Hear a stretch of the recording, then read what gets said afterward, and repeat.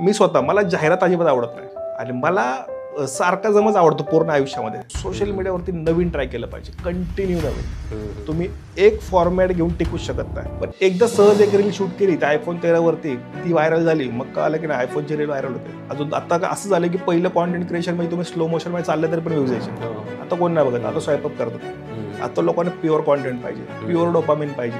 आपण काय करू ना, आपण एडिटिंग म्हणून इफेक्ट्स पण शिकायचे, ट्रान्झिशन पण शिकायचे, साऊंड डिझायनिंग पण शिकायचं, लेअर्स, एवढं सगळं शिकायची गरज नाही.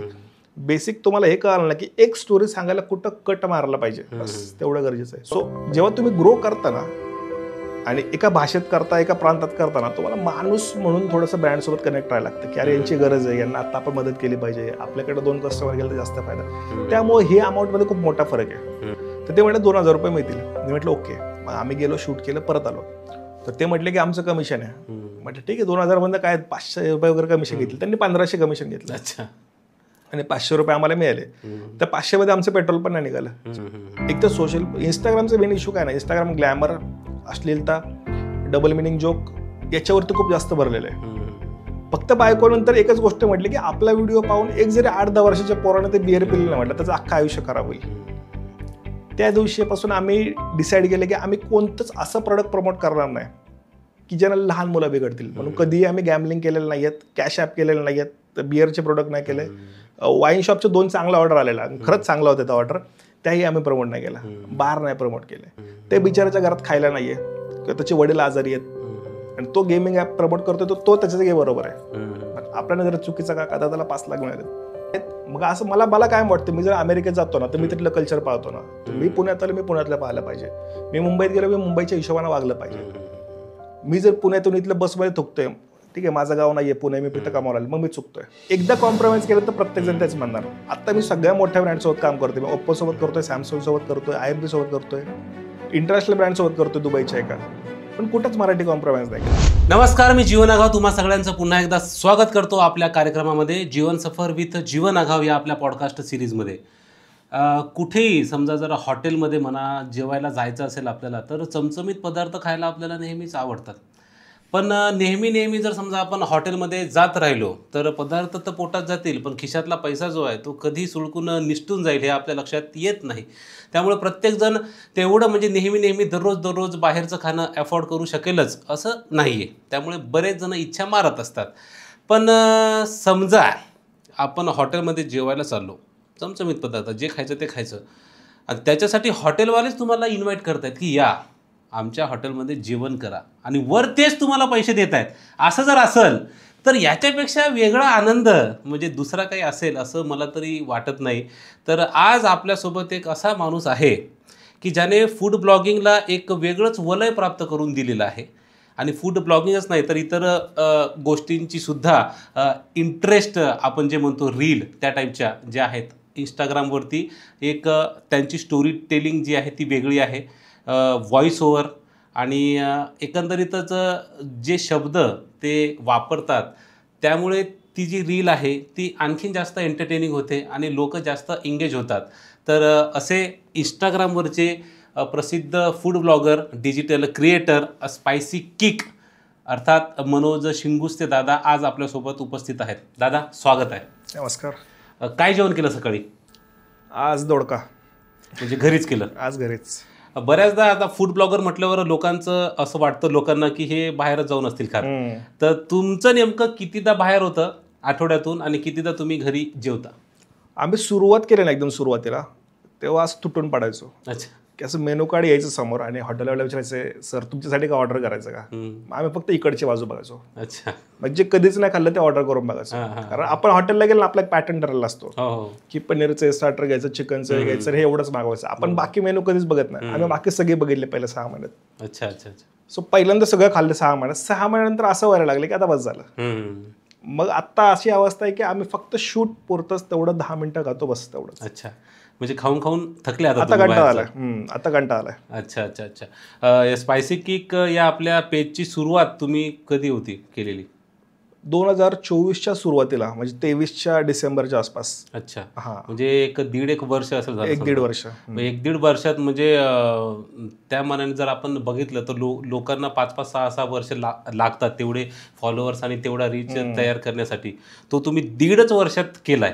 मग एवढ्या कमी कालावधीमध्ये एवढा रीच तयार करण्यामागची तुमची टेक्निक किंवा काय अशी वेगळी गोष्ट तुम्ही केली की ज्यामुळे तुमचा रीच तेवढा वाढला? हे चॅनल करायच्या आधी 23-24 चॅनल फ्लॉप झालेले माझे. अच्छा. म्हणजे 2013 पासून मी करायचो, सगळे ट्राय केले मी. तर त्या सगळ्या गोष्टींमधनं एकच कळलं की शॉर्टकट नाही चालत सोशल मीडियावरती. आपल्याला काय आहे ना, सोशल मीडिया आपण कायम साईडचा भाग म्हणून पकडले की मी जॉब करतोय, जॉब सोबत करणार, बिझनेस करतोय, बिझनेस सोबत करणार, किंवा माझा एक दुसरं काम आहे त्यासोबत मी रील्स करणार किंवा यूट्यूब करणार. ही सगळ्यात मोठी चूक केली होती. हे मला आत्ता माहिती होतं हे चॅनल सुरू करायच्या वेळी. दुसरं असं की मला वाटायचं चेहरा ना दाखवायचा, आपण असं आवाज टाकायचा आपला मागं, क्लिप्स घ्यायच्या आणि ते करायचं, कारण कॅमेरा पुढे यायला भीती वाटायची.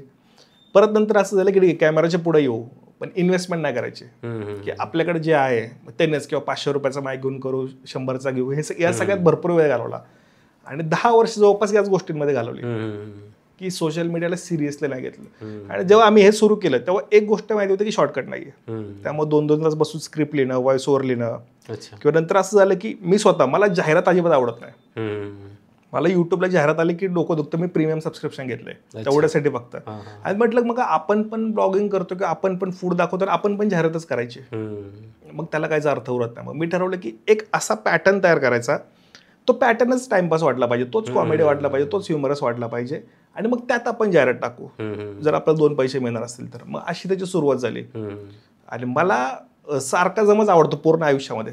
अच्छा. हा, म्हणजे तुमचे 2-3 गंभीर मोमेंट सोडले ना, मला दिवसभर टाइमपासच आवडतो. अच्छा अच्छा. सिरियस बोलायला कमी आवडतं. मग त्यातनं असं झालं की ते डोक्यात भरलेलं होतं, मग तेच लिहिलं आणि ते लोकांना आवडलं. सुरुवातीला असं झालं की सोशल मीडियाचं एक बेसिक गणित असतं की सुरुवातीला सगळे तुम्हाला उचलून धरतात, महिन्याभरात बोर झाले की परत टाकून देतात. मागच्या 1.5 वर्षात आम्ही काय केलं ना, प्रत्येक 3 महिन्याला 6 महिन्याला पॅटर्न चेंज करत गेलो. सुरुवातीला फक्त गॉगल घालून व्हॉइस ओव्हर केला. अच्छा. तो लोकांना आवडला, मग व्ह्यूज ड्रॉप झाले. मग कळलं यात पात्र पाहिजे. मग म्हणजे माझ्या बायकोला म्हटलं की तुला आपण ॲज अ कॅमेरामॅन इंट्रोड्यूस करू, कारण मला जोक तुझ्यावर करता येतील. मग तिला आणलं. त्यानंतर असं झालं की मग तिचे पण डायलॉग्स घेतले पण माझ्याच आवाजात, तेही लोकांना आवडले की कॅमेरामॅनचं हे मत आहे. मग बारक्याला घेतला, मग बारक्याचं हे मत आहे.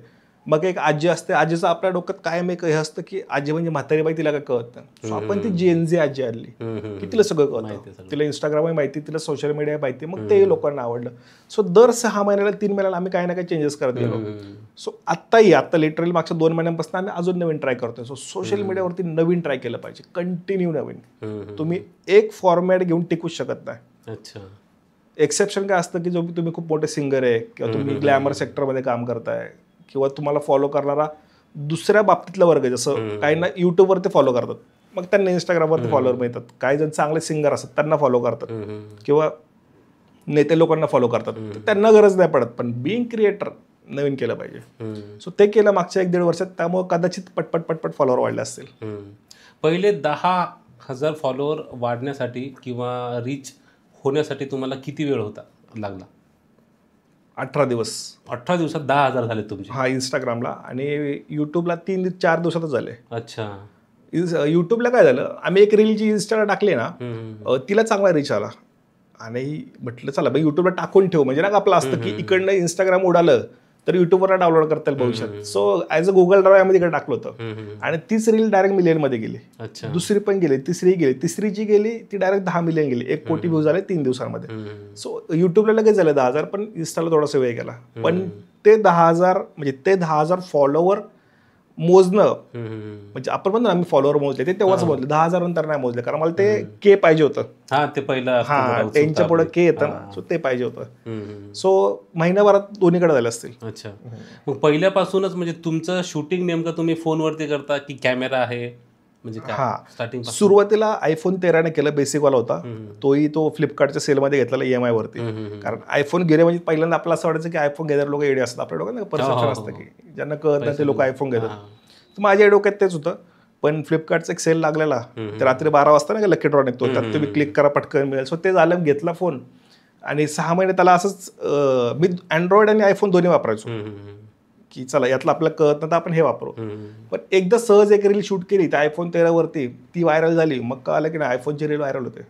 मग आयफोन फक्त आम्ही ॲज अ कॅमेरा म्हणून सुरुवात केली. सो सुरुवातीला iPhone 13 वापरला, त्यावरती युट्यूबला आम्ही 6 लाख सबस्क्रायबर केले बेसिक iPhone 13 वरती. त्याची बॅटरी पण आहे ना 2 तास टिकायची फक्त. आता कारण वापरून तेवढं हे झाली, ती ट्रेन झाली. त्यानंतर मग आम्ही कॅमेरामध्ये शिफ्ट झालो DSLR वरती, त्यानंतर ऑस्मो पॉकेटवरती, आणि आता मग सोनीचा कॅमेरा घेतला. सो हे सुरूच आहे आता. अच्छा, तुम्ही म्हणालात की ऍपल वरती जर समजा शूट केलं तर ती रील जास्त चालते, हो. हे खरंच आहे का? हे खरं आहे, कारण काय म्हणजे मी माझा अनुभव सांगतो, प्रत्येकाचा वेगळा असेल, किंवा कदाचित आता अँड्रॉइड खूप जास्त अपग्रेड झाले असतील आणि झाले तर ऍक्च्युली विवोचे मी त्या दिवशी क्वालिटी पाहिली, खूप चांगलं शूट करतात. तर झालं असं की आपण जे ॲपलने शूट करतो ना, तर तुम्हाला एक रॉ फॉर्मॅट मिळतो, त्यात तुम्ही कलर ग्रेडिंग करू शकता किंवा त्या क्लिपसोबत थोडंफार खेळू शकता. आपण म्हणतो एडिटिंग, फिल्टर्स वगैरे. हे जर अँड्रॉइडला केलं ना तर ते पूर्णच कॉन्ट्रास्ट वाढून वगैरे त्याची क्वालिटी खराब होते. कदाचित ॲपलला ती होत नाही, म्हणजे माझं तर पर्सनल एक ऑब्झर्वेशन आहे. फक्त आपण अँड्रॉइडकडे शिफ्ट का असतो, कारण ते आपल्याला गोरं करतं, स्किन चांगलं दाखवतं किंवा तयार फुटेज देतं. ॲपलला थोडीफार मेहनत एक्स्ट्रा आहे, पण तो एक फायदा असतो कायमच. ॲपलमध्ये शूट करून जर समजा आपण एडिटिंग अँड्रॉइडमध्ये किंवा मग विंडोजच्या लॅपटॉपमध्ये जर केलं तर फरक पडू तर मोठा इश्यू आहे. मी केलंय हे सगळं, मी करून झालेलं आहे. तुम्ही जसं ॲपलचं कोणतंही फुटेज तुम्ही अँड्रॉइड फोनवरती एडिट करा किंवा मॅक ह्याच्यावर विंडोजवरती करून बघा, तुम्हाला फरक दिसतो. एक तर त्यांची ते कम्पॅटेबिलिटी नाहीये, ते एक तर सपोर्टच करत नाही, तर सुरुवात होते. मग तुम्ही त्याला कन्वर्ट करताय मूवीमध्ये, मग ते PC वरती जातं, मग आपण त्यासोबत खेळतो. पेक्षा सगळ्यात इझी आहे की आयफोनवरतीच एडिट करा. एक तर चांगलं होतं सगळ्यात मेन म्हणजे, आणि प्रोसेस फास्ट आहे. कॉन्टेंट क्रिएशन मध्ये सगळ्यात महत्त्वाचं काय, टाइम.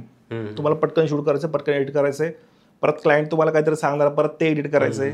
अजून आता असं झालं की पहिलं कॉन्टेंट क्रिएशन मध्ये तुम्ही स्लो मोशन मध्ये चाललं तरी पण व्ह्यूज यायचे. आता कोण नाही बघत, आता स्वाईप अप करतात. आता लोकांना प्युअर कॉन्टेंट पाहिजे, प्युअर डोपामिन पाहिजे. मग तुम्हाला ते शार्प एडिटिंग पाहिजे. शार्प एडिटिंग मध्ये महत्वाचा असतो टाइम. टाइम अचीव्ह करायचं तर पटकन झालं पाहिजे. म्हणून कदाचित तुम्हाला ॲपल टू ॲपल राहिलं का जास्त फायद्याचं आहे. एडिटिंग मग तुम्ही स्वतःच करता की कोणी आहे? आता तरी मीच करतोय. मी एक दोन एडिटर ठेवले होते, पाहिलं सगळं करून, पण असं झालं की त्यांना सांगेपर्यंत माझं काम व्हायचं. म्हटलं ठीक आहे, असं तुम्ही थांबा, सारखाच वेळ जातो. मग एडिटिंग आता ॲपल सोनीवरती तुम्ही आता शूट करताय, मग त्याचं कोणत्या सॉफ्टवेअरवरती तुम्ही हे करता एडिट? खूप कॉम्प्लेक्स प्रोजेक्ट असेल ना एखादा की जिथं क्लायंटच्या खूप डिमांड आहे, आम्हाला ड्रोन शूट पण पाहिजे किंवा आमचं फुटेज पण वापरा, असं बरेचदा कॉम्प्लेक्स प्रोजेक्ट, त्यावेळी आपण PC वरती एडिट करतो, प्रीमियर प्रोवरती. तसं जर नसेल तर 99% मी मोबाईलवरती अजूनही VN वरतीच एडिट करतो. पण VN तितकं पॉवरफुल नाहीये. तुम्ही त्यात साऊंड इंजिनिअरिंग करू शकत नाही, साऊंड इफेक्ट्स तयार करू शकत नाही. आता की फ्रेमचा ऑप्शन आला, पहिला नव्हता तो. सो भरपूर गोष्टी मग एक्सटर्नली केल्या जातात. समजा नॉईज कॅन्सल करायचा आहे, आता मला वाटतं 1 महिन्यापूर्वी ते अपडेट आले, पण तेही तितकं पॉवरफुल नाहीये.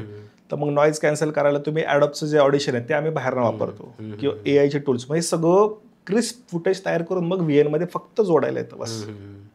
एडिटिंग मग तुम्ही कुठे शिकला आहात की प्रॅक्टिसनेच आहे? मी म्हटलं ना, पहिले जे सगळे चॅनल फ्लॉप झाले नाही शिकत आलो. की सुरुवातीला सोनी वेगास नावाचं सॉफ्टवेअर असायचं 2013-14 सोनी वेगास, तर मी ते वापरायचो. मग विंडोजचं पण एक एडिटर यायचं, तर मग विंडोजच्या एडिटरपासून सुरुवात झाली होती, तसं ट्रॅक करून टाकायचं.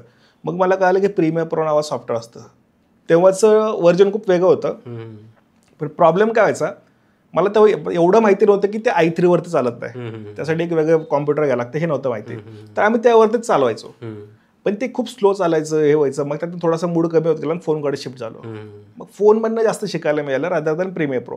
परत प्रीमियर प्रोकडे शिफ्ट झालो, सगळं शिकून घेतलं, थोडंसं आफ्टर इफेक्ट शिकलं, प्रीमियर प्रो शिकलं, ऑडिशन शिकलं, अजूनही बरेचसे सॉफ्टवेअर शिकलो. मग सगळ्यात शेवटी हे कळालं की हे शिकणं गरजेचं नाहीये, तुमची थॉट प्रोसेस गरजेची आहे. तुम्हाला कट जरी मारता आला तरी पण तुम्हाला कॉन्टेंट बनवता येतो. आपण काय करतो ना, आपण एडिटिंग म्हणून इफेक्ट्स पण शिकायचे, ट्रान्झिशन पण शिकायचे, साऊंड इंजिनिअरिंग पण शिकायचं, लेअर्स, एवढं सगळं शिकायची गरज नाही. बेसिक तुम्हाला हे कळालं ना की एक स्टोरी सांगायला कुठं कट मारला पाहिजे, बस तेवढं गरजेचं आहे. म्हणून मी आता VN वापरतोय की कमी त्रास, पटकन काम आणि प्रोजेक्ट पटकन बाहेर सरकतो. प्रीमियर प्रोला तुमची सुरुवात कुठनं, PC वरती बसा, सगळं फुटेज PC वरती टाका, ते सॉर्ट आउट करा, मग ते टाइमलाईनला लावून मग तुमचं काम सुरू होतं. VN ला असं काय होत नाही. तुम्ही VN नाही, फक्त VN नाही म्हणत, तुम्ही कोणतंही वापरा. मोबाईलमध्ये तुम्ही जितकं काम करताय ना, सोशल मीडियासाठी फक्त सगळ्यात चांगलं आहे. हा, पण तुम्ही मोठे प्रोजेक्ट करताय, काही जण शॉर्ट फिल्म्स करतात वगैरे, यांनी प्रीमियर प्रोच वापरलं पाहिजे. मग शूट करण्यासाठी कोणी सोबत असतं की तुम्ही तिघच जात असता? कॅमेरामन तुम्ही आणि बारक्या? 99% आम्ही तिघच असतो. 1% काही ठिकाणी असं होतं की एखाद्या फिल्मचं प्रमोशन आहे किंवा मोठे रिसॉर्ट शूट करायचं आहे किंवा आम्ही तिघं एकाच फ्रेममध्ये अशी जर गरज असेल स्क्रिप्टची तर त्यावेळी एखादा कॅमेरामॅन असतो, पण 99% आम्ही तिघच असतो. आणि आता असं की बारक्यालाही अंदाज आलाय, आम्ही दोघं फ्रेममध्ये असेल तर ते खालनं शूट करतो असं बसून, सो तेवढं जमतं. वहिनींना पण आता याच्यामध्ये चांगलाच इंटरेस्ट त्यांनी घेतलेला आहे. त्यांचा इंटरेस्ट मग सुरुवातीपासूनच आहे की तुमचं काम बघता बघता मग त्यांनी इंटरेस्ट हे केलंय? हा तिचा खरा इंटरेस्ट आहे. तिने जर्नलिझम केले आणि ती पश्चिम महाराष्ट्राची, त्यांच्याकडे थोडंसं कॉन्टेंट, नाटक, सिनेमा थोडंसं जास्त त्यांच्याकडं, तर तिला जास्त इंटरेस्ट आहे. तिने पण आधी भरपूर चॅनल सुरू केले, पण तिचा तो इंटरेस्ट आहे. माझा इंटरेस्ट कायम पडद्यामागं असायचा की मला एडिटिंग सांगा किंवा मला स्क्रिप्ट लिहायला सांगा, हेच करतो. सो तिचा तो इंटरेस्ट आहे. आणि आता असं झालं की ती व्हिडिओमध्ये असते, तिची थोडीशी फेस व्हॅल्यू वाढली तर लोक थोडंसं सपोर्ट करतात तिला, म्हणून तिचं चॅनल जवळपास 1 लाखाच्या आसपास ग्रो झाले. सो ते आहे, पण तिचा तो इंटरेस्ट आहे, चांगलं करते ती. मग आता तुम्ही इंस्टाग्रामचं आणि युट्यूबचं जे आहे तुमचं चॅनल, ते सोबतच होतं का स्टार्ट केलं? हा, एक दिवस मागं पुढं. एक दिवस. पण युट्यूबवरती आता तुमचे मिलियन आहेत सबस्क्रायबर. कारण बघायला गेलं तर युट्यूबवरती सबस्क्रायबर मिळवणं कठीण आहे, अवघड आहे जास्त. तर तिकडे तुमचे मिलियन आहेत आणि इकडे जवळपास 3 लाख आहेत. तर मग आता प्रमोशनच्या ज्या तुम्हाला ऑफर येतात ते युट्यूबकडे बघून येतात जास्त की इंस्टाग्रामचं पेज पाहून येतात जास्त? इंस्टाग्राममध्ये येतात. त्याचा इश्यू काय आहे ना, एक तर युट्यूबवरती जे ब्रँड आहेत ते खूप मोठे आहेत, ज्याला आपण ॲक्च्युअल ब्रँड म्हणतो, जसं सॅमसंग असेल, IFB असेल, बॉट असेल, हे सगळे युट्यूबचे ब्रँड आहेत. आणि इंस्टाग्रामवरती कोण येतं की लोकल रेस्टॉरंट, आपल्या आजूबाजूचे ब्रँड्स किंवा पुण्यातले लोकल ब्रँड, ज्यांना लोकल ऑडियन्स पाहिजे. युट्यूब, एक तर युट्यूब खूप महाग आहे ब्रँडसाठी, इंस्टाग्राम त्यामुळे खूप स्वस्त आहे. आणि इंस्टाग्रामला काय होतं ना, तुमच्याकडे मल्टिपल ऑप्शन्स आहेत. म्हणजे मी जर तुमच्या ब्रँडसाठी शूट केलं तर तुम्ही स्टोरी ठेवू शकता, तुम्ही मेन्शन्स देऊ शकता, तुम्ही कोलॅबरेशन्स करू शकता, रील टाकू शकता, पोस्ट टाकू शकता. युट्यूबला एवढं नाही. युट्यूबला तुम्ही जास्तीत जास्त एक मोठा व्हिडिओ करू शकता किंवा मग शॉर्ट टाकू शकता. म्हणजे युट्यूबची कम्युनिटी पोस्ट अजून पण तेवढी लोकांना माहिती नाही की तोही प्रकार आहे. सो हा एक मोठा फरक आहे. दुसरं असं की इन्स्टाला फीडमधला आपण स्क्रॉलिंगमधला व्ह्यू आहे, रिच आहे, सॉरी, म्हणजे तुम्हाला युट्यूबला जाऊन सर्च करायला लागतं, मग तुम्हाला कोणतरी मिळतो. इन्स्टाला तसं नाही आहे. इन्स्टाला कसं एक बाई नसते, स्वाईप केलं, आपलं रील आले, ओके डन, असं होतं. त्यामुळे पण ब्रँडचं थोडंसं लक्ष इन्स्टाकडे जास्त आहे. आणि आम्हाला इन्स्टाकडनं जास्त प्रमोशन मिळण्याचं कारण हे आहे की लोकल ऑडियन्स इथला. काही ब्रँड असेल की ज्यांना मराठीच ऑडियन्स पाहिजे, त्याच भाषेतला पाहिजे, तोही असा म्हणतो ना आपण कट्टर पाहिजे, त्यामुळे जास्त ब्रँड इन्स्टावरती आहेत. मग आता म्हणजे असं बाईला वय आणि पुरुषांना त्यांचं म्हणजे अर्निंग किती होतं असं विचारू नये असं म्हणतात, पण तरी सुद्धा मी विचारतो की आता जर समजा एखाद्या ब्रँडने तुम्हाला अप्रोच केलं की आम्हाला पेड प्रमोशन एक रील समजा करायचे आहेत, तर तुम्ही साधारण किती चार्ज असता हे करत एका रीलचे? हे आता बऱ्याच फॅक्टरवर डिपेंड करतं बरं का. मी तुम्हाला क्लिअर सांगतो काय होतं. समजा सगळ्या मार्केटमध्ये सगळ्यांचेच 1 लाख फॉलोअर आहेत, तर एक रेट डिसाईड करता येतो. पण समजा 10,000चे 1 लाख आहेत आणि एकाचे 1 मिलियन आहेत, तर ब्रँडचं मत कायम काय असतं ना, अरे हा 5,000 करतोय, मी तुला का 1 लाख देऊ, बेसिक. सो मार्केटनुसार रेट डिसाईड होतात. आत्ता आम्ही इंस्टाग्रामला असं समजा की डिपेंड आपण ब्रँड 25,000पासून 1 लाखांपर्यंत चार्ज करतो. बऱ्याचदा काय होतं ना की एखाद्या ब्रँडचं असं असतं की अरे दादा आम्हाला या महिन्यात रेंट भरायला पण पैसे नाही आहेत, तुम्ही आम्हाला हेल्प करा, आम्ही तुम्हाला देतो. बऱ्याचदा मी असं आहे की 2-2 हजारांना पण लोक पैसे देतात, ते तिथं तुम्हाला खूप कमी चार्जेस घ्यायला लागतात, कारण आपण माणूस म्हणून पण ना एक जबाबदारी असते आपली. आणि बऱ्याचदा असं होतं की खूप मोठे ब्रँड असतात, इंटरनॅशनल ब्रँड वगैरे असतात, त्यांचं असं असतं की बाबा आमचं हे कॅल्क्युलेशन आहे, तुझ्या फॉलोअर्सनुसार, व्ह्युअर्सनुसार हे आम्ही तुला एवढं देऊ शकतो, तर आपण ओके दोन गोष्टीला. सो जेव्हा तुम्ही ग्रो करता ना आणि एका भाषेत करता, एका प्रांतात करताना, तुम्हाला माणूस म्हणून थोडंसं ब्रँडसोबत कनेक्ट राहायला लागतं की अरे यांची गरज आहे, यांना आता आपण मदत केली पाहिजे, आपल्याकडे 2 कस्टमर गेले तर जास्त फायदा. त्यामुळे हे अमाऊंटमध्ये खूप मोठा फरक आहे, असं होतं. आणि युट्यूबचा विचार आला तर युट्यूबचे काही बेसिक नियम आहेत.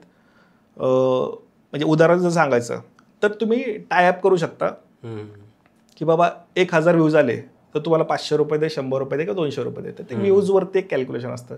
युट्यूबला खूप कमी सबस्क्रायबर्सवरती डील मिळतात तुम्हाला, कारण त्यांना माहिती आहे एकदा सबस्क्राईब केलं म्हणजे व्हिडिओ दिसलाच असं नाही. सो तिकडं पर्सेंटेजवरती होतं. आणि इंस्टाला मी जसं म्हटलं की सगळ्याच परिस्थिती बघितल्या जातात.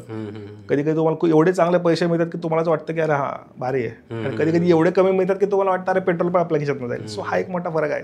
मग कोटेशन जेव्हा तुम्ही पाठवता त्यांना, इंस्टाग्रामचं, फेसबुकचं असं वेगळं असतं आणि युट्यूबचं वेगळं पाठवता की एकत्र असतं? त्यांचं एकत्र असतं बऱ्यापैकी. त्यानंतर काही ब्रँड म्हणतात की फक्त आम्हाला इंस्टाग्रामवरच करायचं आहे, पण असं कोण सहसा म्हणत नाही.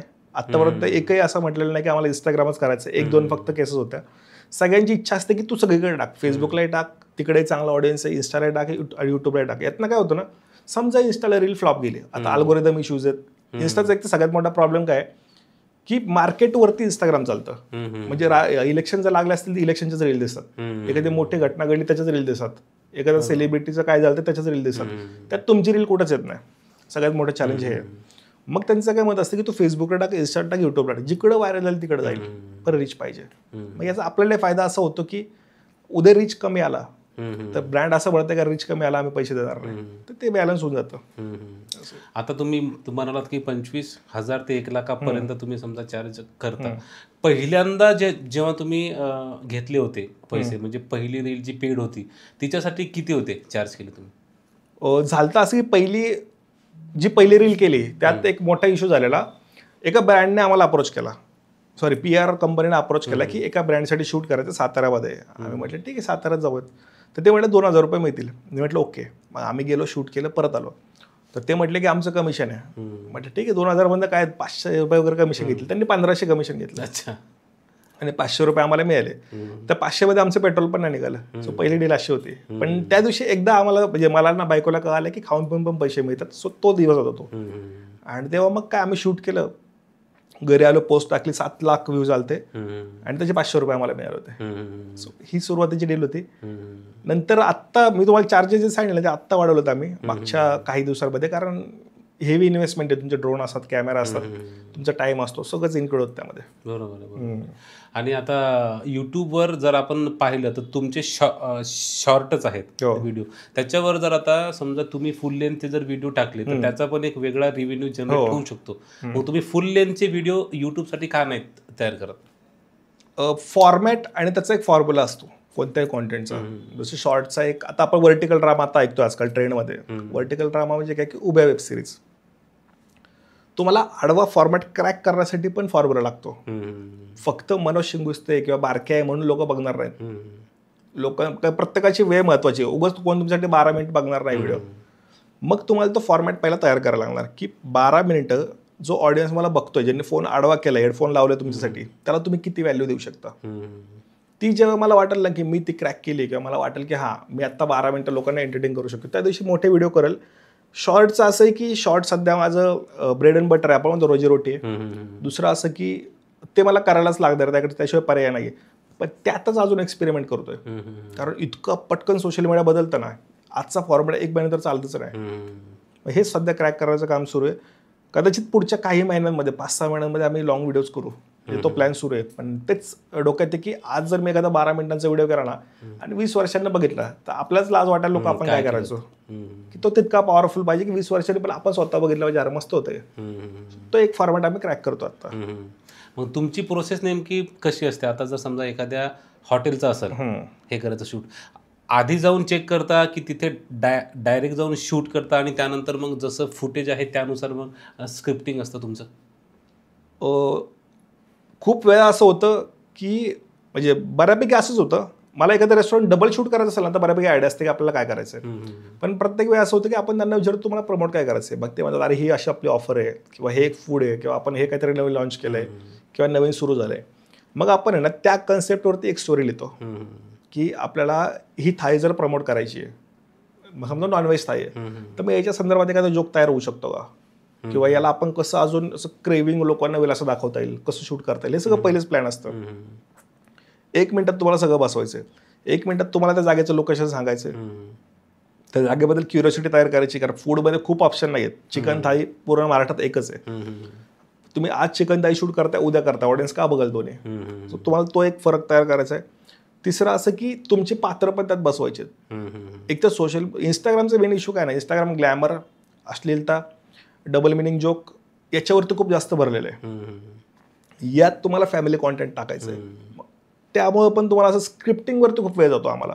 म्हणून व्हिडिओज आमच्या हार्डली आठवड्याला 1 किंवा 2 म्हणतात स्क्रिप्टिंग, की कसं, कारण आता हे जे 10 लाख लोक फॉलो करतात युट्यूबला, लहान मुलं खूप आहेत.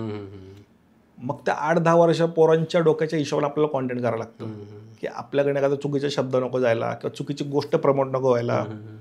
मध्यंतर तुम्हाला किस्सा सांगतो, एक बिअरचं ब्रँड आहे, खूप मोठं आहे, आता खूप फेमस आहे ते. त्यांनी आम्हाला अप्रोच केला. आणि आमचे जेवढे फॉलोअर्स आहेत त्याला डिवाइड बाय 5 देतो म्हटलं ते, म्हणजे जवळपास 4.5-5 लाख रुपये तेव्हा मिळाले असते. आणि मला त्या पहिल्या 10 मिनिटांमध्ये खूप भारी वाटलं. 5 लाख रुपये लय मोठा आकडा असतो आपल्यासाठी. म्हणजे मी अजूनही खरं सांगायचं तर 5 लाख कॅश एकत्र नाही बघितली, कदाचित UPI ला वगैरे पाहिलं असतील, पण एकत्र कॅश नाही बघितले. मी म्हटलं चला आज दिवाळीच आहे म्हटलं. फक्त बायकोनंतर एकच गोष्ट म्हटली की आपला व्हिडिओ पाहून एक जरी 8-10 वर्षाच्या पोराने ते बिअर पिलं नाही म्हटलं त्याचं अख्खं आयुष्य खराब होईल. ते पण एक वाक्य इतकं लागलं की आपण एका मुलाचा विचार करतो, 10 जणांनी पिले तर मग तर सगळं संपलं. 10 कुटुंब बर्बाद होतील तसं पाहायला गेलं तर. कारण तो 10 वर्षाचा मुलगा आहे, तो इतका मॅच्युअर नाहीये की 35 वर्षाचा त्याला कळेल की हे वाईट आहे. त्या दिवशीपासून आम्ही डिसाईड केलं की आम्ही कोणतंच असं प्रोडक्ट प्रमोट करणार नाही की ज्यांना लहान मुलं बिघडतील. म्हणून कधीही आम्ही गॅमलिंग केलेलं नाही आहेत, कॅश ॲप केलेलं नाही आहेत, बिअरचे प्रोडक्ट नाही केले. वाईन शॉपचे 2 चांगला ऑर्डर आलेला, खरंच चांगला होता त्या ऑर्डर, त्याही आम्ही प्रमोट नाही केला. बार नाही प्रमोट केले. सो या सगळ्याच गोष्टी लक्षात घेऊन तुम्हाला पुढं सरकायला लागतं. मग त्याचा तोटा असं झालाय, आपण बघतो ना की रजिस्ट्रारला मोठमोठ्या गाड्या घेतल्यात, आम्हाला नाही शक्य होणार आयुष्यात ते. तुम्हाला आमचं असंच आहे की एखाद्याला जशी सॅलरी येते ना तेवढीच येते तुम्हाला महिन्यामध्ये. कारण सोशल मीडियाचा जो पैसा आहे ना तो ग्रे मार्केटमध्ये, ब्लॅक मार्केटमध्ये. जसं गॅम्बलिंग ॲप तुम्ही प्रमोट करताय किंवा असे ब्रँड्स प्रमोट करताय, त्यात चांगला पैसा मिळतो. बाकी तुम्ही बेसिक बिझनेस प्रमोट करत बसला तर पैसा नाही, तुम्हाला साईड बिझनेस बघायला लागणार. आताच भारत सरकारने गेमिंगचे जे काही आहेत त्याच्यावरती बॅन आहे. आणि आपण बघतो की बरेच महाराष्ट्रातले चांगले चांगले क्रिएटर सुद्धा की ज्यांचा कॉन्टेंट खरंच चांगला असतो ते सुद्धा गेमिंग ॲपचं प्रमोशन करत होते. त्यांच्याबद्दल तुम्हाला काय वाटतं? मी फूड ब्लॉगर आहे किंवा कॉन्टेंट क्रिएटर आहे, मी ब्रँड प्रमोट करतो, माझ्याकडे इन्कमचा तो एक सोर्स आहे. कमी असेल पण आहे. ते कॉमेडी करतात, त्यांच्याकडे सोर्स कोणताच नाही आहे. आणि आपण माणूस म्हणून जेव्हा शहरात राहतो आपल्या प्रत्येकाला माहिती खर्च किती आहेत. बरं, एखाद्याचे 1 मिलियन फॉलोअर्स आहेत, त्याला त्याचं लाईफस्टाईल पण मेंटेन करावं लागतं. आणि त्यांच्याकडे इन्कमचं जर एकच सोर्स आहे गेमिंग ॲप प्रमोट करणं, तर त्यांच्याकडे पर्याय नाही आहे. शेवटी पैसा ही गरज आहे माणसाची. मी अजिबात म्हणत नाही केलं पाहिजे, पण दुसरा पर्याय पण नाही त्यांच्याकडं. आणि काय होतं ना, पैशांचा गेम सिम्पल आहे. ज्याला संधी मिळते ना तो चुकीचा असतो दुसऱ्याच्या नजरेत. म्हणजे तेच मी कॉमेडी कॉन्टेंट बनवतोय आणि मला 10 लाख रुपये एक गेमिंग ॲप देते, मी माझ्या जागी बरोबर, पण तुमच्या नजरेत मी चुकीचं असणार कारण मी समाज बिघडवतोय. सो ते प्रत्येकाचा पर्स्पेक्टिव्ह असतो. म्हणतो ना की तुम्ही ज्या ठिकाणी बसलाय तिथून ज्याच्याकडे बघता ना तिथून खरंच चुकीचं आहे का बरोबर आहे. ते बिचाराच्या घरात खायला नाहीये किंवा त्याचे वडील आजारी आहेत आणि तो गेमिंग ॲप प्रमोट करतोय तर तो त्याच्या जागी बरोबर आहे. पण आपल्या नजरेत चुकीचा का त्याला 5 लाख मिळाले, हे असं चालतं. सो गरजेचा भाग आहे, त्यांची गरज असेल त्यांनी केलं, आता नाही करता येणार. मग गव्हर्नमेंटने हा निर्णय खूप उशिरा घेतलाय. म्हणजे हे पण दुर्दैवच तसं पाहायला गेलं तर, की गव्हर्नमेंटला सगळं माहिती होतं गेमिंग ॲप्स आहेत. त्याचे कितीतरी न्यूज आले की लोक बर्बाद झाले, लोकांनी हे विकलं ते विकलं, हे सगळे बघत होते, कोणी त्यावरती बोलत नव्हतं. मग हे असं नाही की पूर्ण कॉन्टेंट क्रिएटर चुकीचे असतात. कॉन्टेंट क्रिएटर हे कायम सिस्टमच्या हिशोबाने काम करतात. आता आपल्या इंडियामध्ये ड्रोन्स बॅन आहेत, आपण DJI ड्रोन घेऊ शकत नाही, पण त्याला पर्याय पण नाही मग इंडियामध्ये. आणि ड्रोन शूट पण पाहिजे, मग कॉन्टेंट क्रिएटर करणार काय अशा वेळी. सो सिस्टम आहे जी पूर्ण यंत्रणा चालवते. त्यामुळे त्यांनी जे केलं ते चुकीचं बरोबर ते त्यांच्या वेळेनुसार होतं. तुमचं प्रॉपर गाव कोणतं आहे? माझा म्हणजे आमची 3री पिढी पुण्यातच आहे, पण माझं प्रॉपर गाव संभाजीनगर. अच्छा, पैठण तिकडचं. मग तुम्ही आता पुणेकर आहात असं आपण म्हणू शकतो का? हा, आमची 3री पिढी आहे, कदाचित पुढच्या सगळ्या पिढ्या इथंच असतील. कारण पुणेकर जर समजा व्हायचं असेल तर बेसिक अट कुठली आहे असं वाटतं तुम्हाला पुणेकरांच्या नजरेतून? पुणेकरांच्या नजरेत तर मग भाषा सगळ्यात महत्वाची मला वाटतं. म्हणजे न आणि ण, हा, तो फरक तर आलाच पाहिजे. तो अगदी पुणे शहरापुरता कदाचित आहे, पण पुणे आता काय फक्त शहरापुरतं नाही, पुणे पसरलंय. दुसरं असं की जास्त माणुसकी नसली पाहिजे. हा, ते एक की एखादा आला तर तुम्ही 3 वेळा त्याला चहा विचारू नका. म्हणजे पुन्हा प्रॅक्टिकल आहे, मला कायम वाटतं. मला जन्मापासूनच पुन्हा प्रॅक्टिकल वाटलंय. म्हणजे आमच्या गावाकडचा केस सांगतो, मी गावाला जातो, आमच्या यात्रेला द्यायला लागतं. तुम्ही गेलात ते तुम्हाला हे नाही विचार की तुम्हाला चहा प्यायचा आहे का, तुम्हाला मिळणारच तो. मग तुम्ही मागच्या घरात पिला असेल तरी तो मिळणार, तो असा भरून मिळतो. आणि तो एवढा गोड असतं की ओठ चिकटतात असे, आणि तुम्हाला तो प्यायचाच आहे. मग माझा जन्म पुण्याचा आहे तर मला ते ओव्हर वाटतं.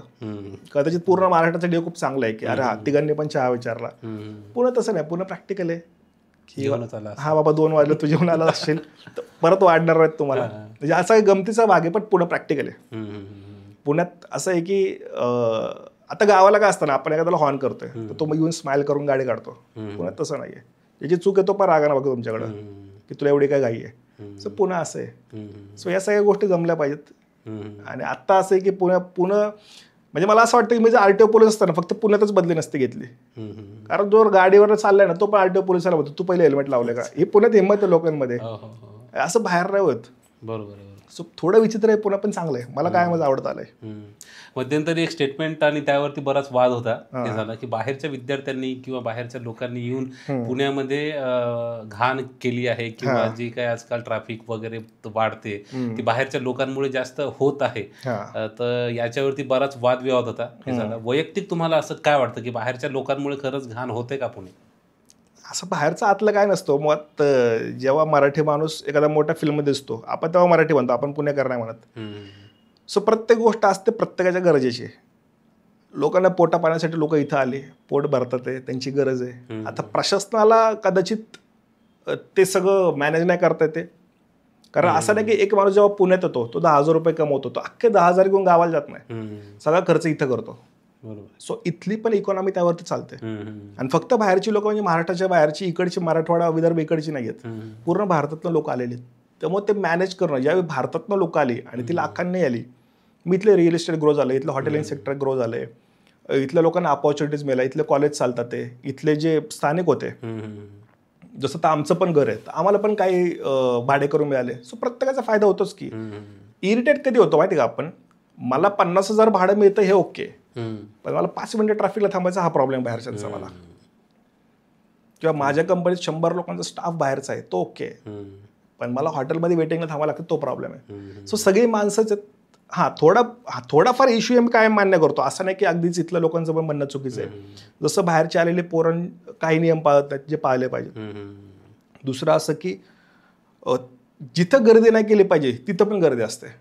हा पण म्हणजे काही बेसिक इश्यूज आहेत. मग असं मला काय वाटतं, मी जर अमेरिकेत जातो ना तर मी तिथलं कल्चर पाळतो ना, तर मी पुण्यात आलं मी पुण्यातलं पाहायला पाहिजे. मी मुंबईत गेलो मी मुंबईच्या हिशोबाने वागलं पाहिजे. मी जर पुण्यातून इथलं बसमध्ये थुकतोय, ठीक आहे माझं गाव नाहीये पुणे, मी तिथं कामावर आलं, मग मी चुकतोय. जिथं जाल तिथलं कल्चर फॉलो करून तुम्ही त्यांच्यात मिक्स व्हा, ते तुम्हाला 100% ऍक्सेप्ट करतील. अमेरिकेत जाऊन आपण त्यांना दादागिरी करत नाही, मी मराठीतच बोलणार. तुम्ही तिथे इंग्लिश शिकता बोलता सगळं करता. इथं मराठीत तुम्ही विचारा 30 वर्षापासून पुण्यात राहतो त्याला मराठी नाहीत, नाही हम लोग हिंदी में बोलेंगे, हे चुकतंय. सो जिथं जाताय त्या हिशोबाने राहते तो लोक तुम्हाला मांडीवर बसवतील. शेवटी माणसं आहेत प्रत्येक जण, पण आपण जाऊन त्यांना त्रास देतो मग ते तुम्हाला बोलणार. पुण्यामधला तुमचा जो काही प्रेक्षक आहे तो नक्कीच जास्त आहे. आता मग रील ज्या आहेत समजा पेड असतील तर त्या तुम्हाला पुण्यामधूनच येतात जास्त की बाहेरचे पण आहेत ऑफर्स? पूर्ण महाराष्ट्रात येतात. फक्त प्रॉब्लेम इतकाच आहे की आम्ही आळशी येते का पण तिकडे जा, बारक्याची शाळा मॅनेज करा. आता आम्हाला पण एक लहान मुलगा आहे, तो 1 वर्षाचा आहे, त्यामुळे त्यालाही मॅनेज करा, हे सगळं नाही होत. मग आम्ही ट्राय करतो पुण्याच्या आसपासच, पण भविष्यात 100% प्रयत्न की पूर्ण महाराष्ट्र अशा पद्धतीने एक्सप्लोर करायचं आहे की महाराष्ट्राचं जे ग्लॅमर आहे ना ते सगळ्यांना दिसलं पाहिजे. आणि आम्ही केले पण मागच्या 1 वर्षांमध्ये आम्ही इतके व्हिडिओ शूट केले ना, हिरण्यकेशी मंदिर असेल किंवा कावळेसाद पॉईंट असेल, अशा इतक्या भारी भारी गोष्टी त्याच्या जगाला माहितीच नाही आहेत, तर त्या गावांपुरत्या आहेत. तर आमची इच्छा आहे की महाराष्ट्रातल्या जे यात्रा असतील त्या इतक्या भारी आहेत त्या लोकांना दिसत नाही, किंवा महाराष्ट्रातलं कल्चर, महाराष्ट्रातले मंदिरं, महाराष्ट्रातले बीच हे प्रमोटच नाही होत, हे लोकांपर्यंत पोहोचले पाहिजेत. किंवा आम्ही प्रतापगडचा व्हिडिओ केला, शिवनेरीचा व्हिडिओ केला, घोराडेश्वरचा व्हिडिओ केला, कैलास लेण्यांचा व्हिडिओ केला. माझी इच्छा आहे की आपल्याकडे आपलं जर 4 लोक बघतात आहे ना तर मग आपलं कल्चर पण लोकांपर्यंत पसरलं पाहिजे. तर भविष्यात तोच एक प्लॅन आहे की महाराष्ट्रात म्हणजे पुण्याबाहेर जर पडायचं तर हे सगळं दाखवायचं लोकांना. आत्तापर्यंत जेवढे समजा तुम्ही पेड प्रमोशन आहेत हे केलेले, सगळ्यात जास्त चार्ज किती होतं हे केलं एका रीलसाठी? एका रीलसाठी मला वाटतंय आम्ही एका साऊथ इंडियन ब्रँडकडनं पैसे घेतले होते, 1,10,000 रुपये घेतले होते. अच्छा. हां, पण ते प्रमोशन कॅन्सल झालं. त्याचं कारण असं होतं की शेवटच्या मोमेंटला त्यांनी सांगितलं की भाई हिंदी में करना पडेगा, मराठी में हिंदी पुणे में लोक ज़्यादा मराठी समजते नाही, हमें वाईड ऑडियन्स चाहिए.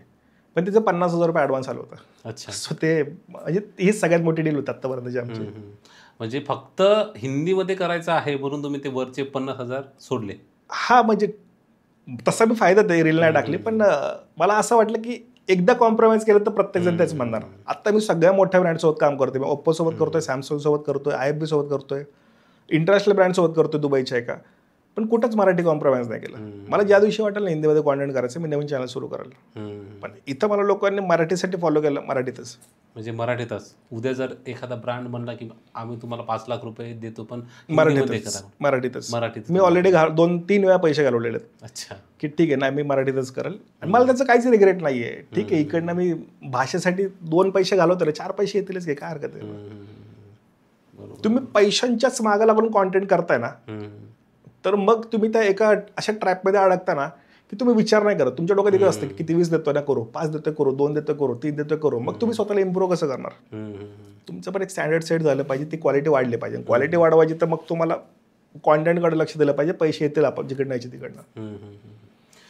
कधी असं झालंय का की समजा आता तुम्ही एखाद्या रेस्टॉरंटची एखादी रील टाकली आणि त्यांच्याकडनं पैसे घेतले समजा, परंतु मग त्या हॉटेलवाल्यांनी म्हटलं की तुम्ही तर रील केली, आम्ही तुम्हाला पैसे दिले, पण ती रील चाललीच नाही, कस्टमरच आलं नाही, फायदा नाही झाला, असे कधी म्हणजे तक्रारी केलेल्या आहेत का? असं श्रावणात खूप वेळा होतं, श्रावणाच्या आधी आखाडा महिन्यामध्ये खूप वेळा होतं. कारण काय होतं त्यावेळेस सगळेजण प्रमोट करत असतात. आपण रील टाकतो, व्ह्यूज येतात, सगळं होतं, पण तो कॉल करून म्हणतो की दादा एक पण कस्टमर नाहीये.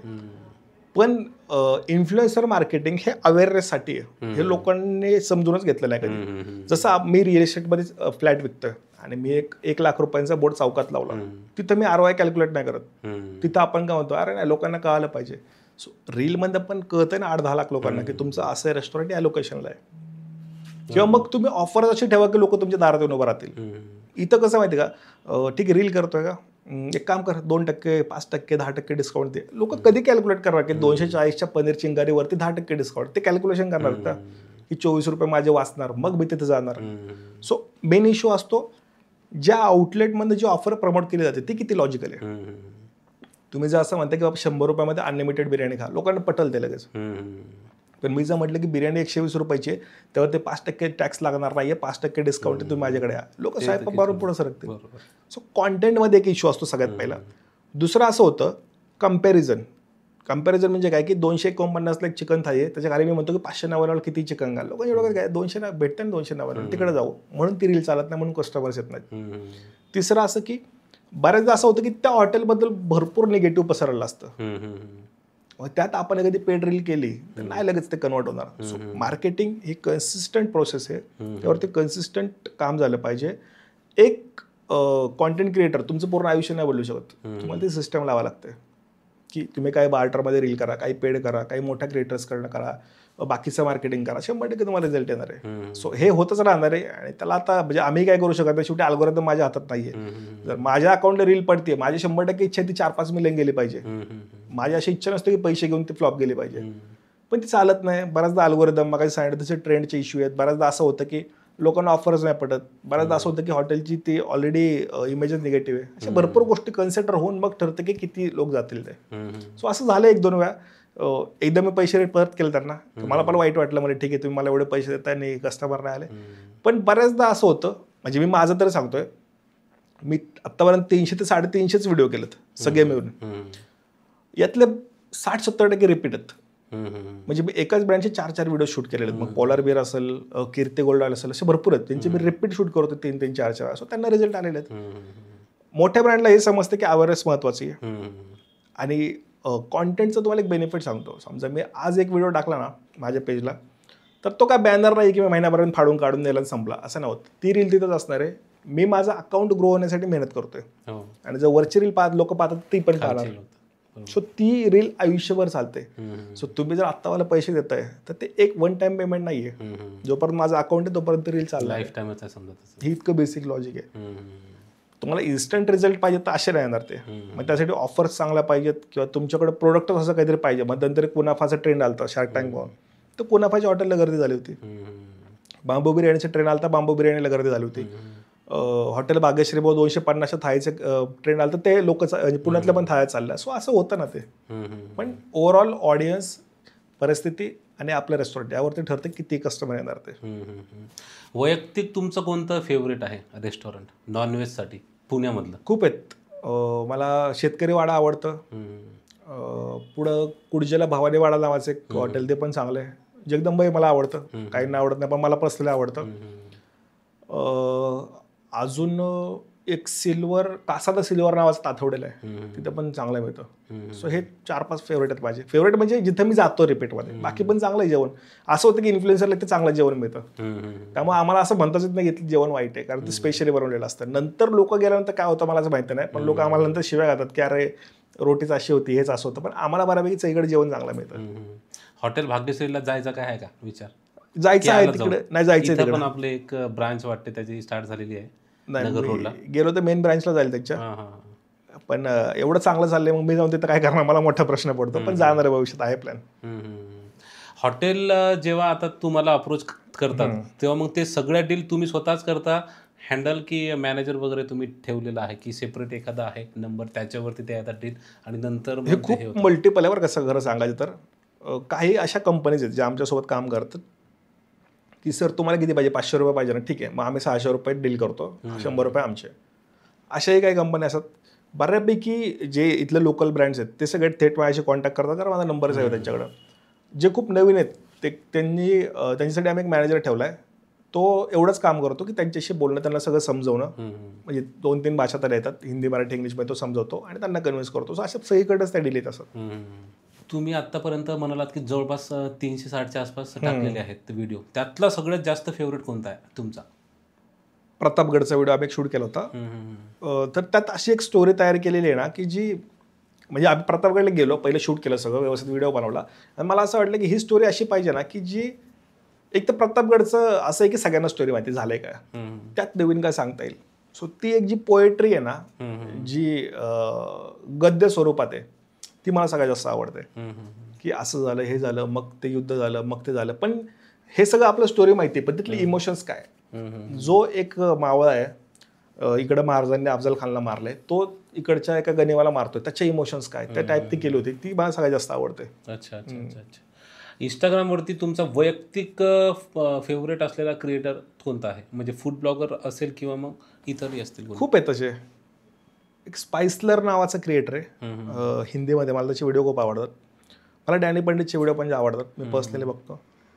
अजूनही भरपूर आहेत, मी बऱ्यापैकी कंटेंट क्रिएटरचे व्हिडिओ बघतोच. आता ही 2 नावं सांगण्यामागचं कारण आहे की मी रिपीटमध्ये बघतो. कदाचित मी स्पाइसलरचे व्हिडिओ खूप वेळा पाहिला असेल, तो उर्दू प्लस हिंदी मिक्स करून व्हिडिओज करतो, खूप भारी असतात, बघण्यासारखे आहेत. एक खालिद नावाचा क्रिएटर, दुबईचा क्रिएटर, मी त्याचे पण व्हिडिओ बघत असतो. बेसिकली सांगायचं तर मला कॉमेडी आवडतं, मग कुणाचंही असू द्या, मग ते कुणीही करू द्या, कॉमेडी कॉन्टेंट जास्त कन्झ्युम करतो मी. फिल्म प्रमोशनच्या काही इतक्यात तुम्हाला हे आहेत का आलेल्या ऑफर? हा, खूप केलं आम्ही फिल्म प्रमोशन, पण त्यात एक सगळ्यात मोठा इश्यू आहे की मोठ्यात मोठ्या फिल्मचे पण प्रमोशन करताना ते म्हणणं असतं की आमचं बजेट नाही आहे.